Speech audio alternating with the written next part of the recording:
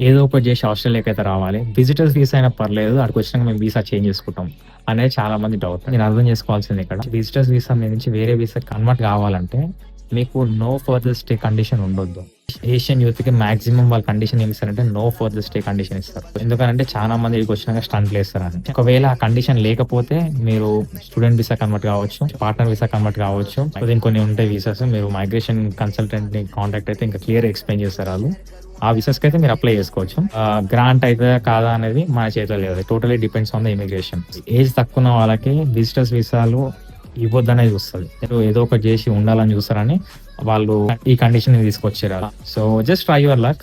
India నుంచి మీరు visitors visa try చేసినారనుకో, ఇక్కడ నుంచి ఇన్విటేషన్ లెటర్ వచ్చి మీరంతా బందోబస్తుగా పకడ్బందీగా ప్లాన్ చేసి చెప్పలేము.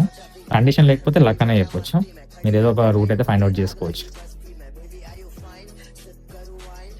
And also please like